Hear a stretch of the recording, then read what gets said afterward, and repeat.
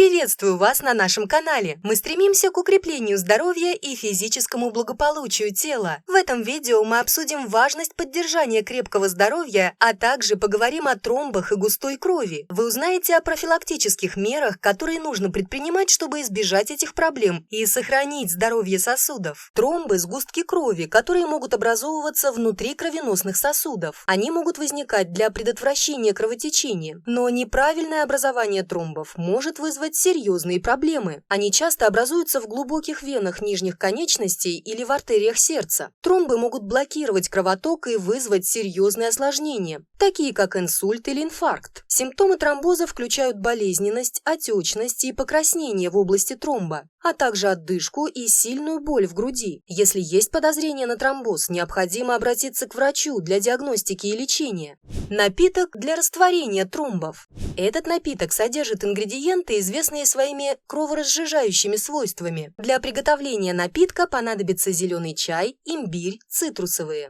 Зеленый чай. Зеленый чай содержит такие компоненты, как полифенолы, которые обладают антиоксидантными свойствами и могут помочь предотвратить образование тромбов. Имбирь. Имбирь содержит соединение под названием гингерол, который обладает антикоагулянтными свойствами. Это может помочь предотвратить образование тромбов, улучшая циркуляцию крови.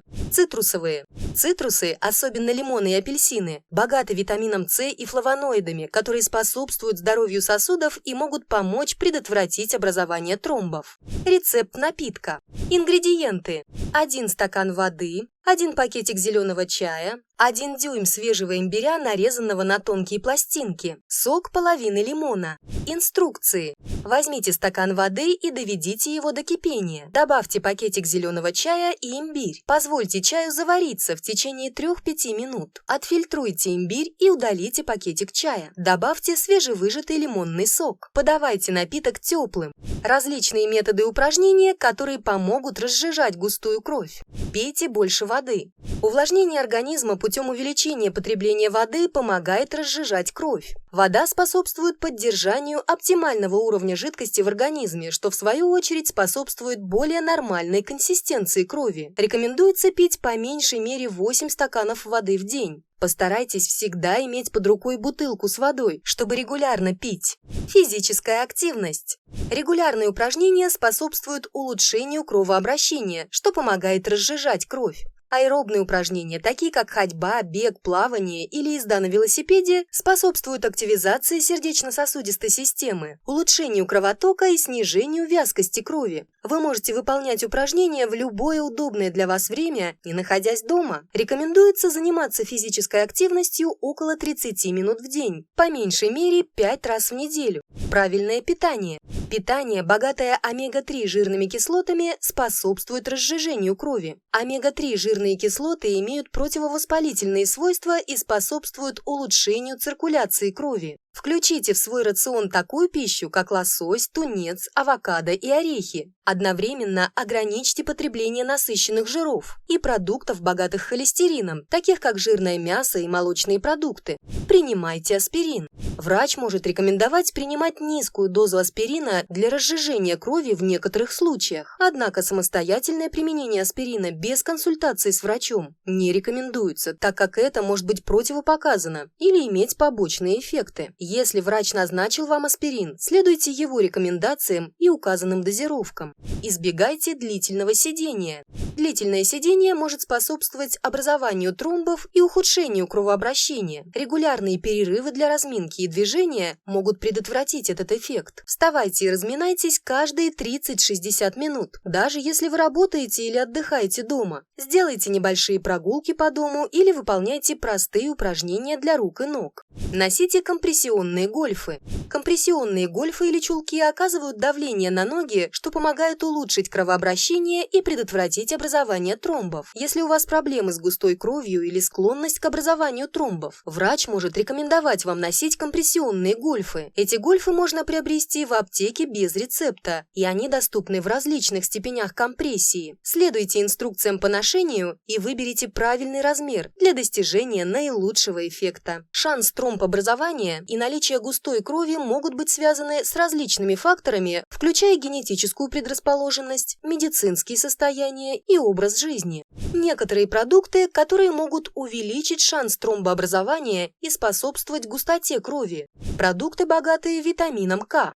Витамин К играет важную роль в свертываемости крови. Потребление большого количества продуктов, богатых витамином К, таких как шпинат, капуста, брокколи, может увеличить свертываемость крови и риск тромбообразования. Однако витамин К также имеет важные функции в организме, поэтому не следует полностью исключать эти продукты из рациона без консультации с врачом. Пищевые добавки и препараты, содержащие рыбий жир. Рыбий жир, такой как омега-3 жирные кислоты, имеет противовоспалительные свойства и может снижать риск тромбообразования. Однако при потреблении больших доз рыбьего жира или приеме пищевых добавок следует быть осторожными, так как это может увеличить время свертывания крови. Алкоголь. Употребление большого количества алкоголя может увеличить риск образования тромбов и способствовать густоте крови. Механизм этого связан с тем, что алкоголь может изменять функцию тромбоцитов и повышать уровень фибрина, что способствует свертыванию крови. Рекомендуется употреблять алкоголь с умеренностью или вообще отказаться от него, особенно если имеется повышенный риск тромбообразования. Высококалорийные и жирные продукты. Потребление большого количества жирной пищи и продуктов с высоким содержанием насыщенных жиров может способствовать повышенной свертываемости крови. Однако следует отметить, что связь между употреблением жиров и тромбообразованием не является прямой, и она может появляться под влиянием иных факторов, таких как сопутствующие заболевания. Соленая пища. Потребление большого количества соли может привести к задержке в организме натрия и повышению кровяного давления. Повышенное кровяное давление может способствовать тромбообразованию. Высокофруктозный кукурузный сироп. Этот вид подсластителя обнаруживается во многих газированных напитках, а также сладостях и производных продуктах. Исследования показывают, что потребление большого количества высокофруктозного кукурузного сиропа может привести к повышению уровня тромбоцитов в крови и ухудшению свертываемости. Кофеин. Высокое потребление кофеина может повысить кровяное давление и уровень гомоцистеина, что может способствовать тромбообразованию. Однако воздействие кофеина на свертываемость крови может быть индивидуальным и может зависеть от особенностей каждого организма. Мясо красного цвета.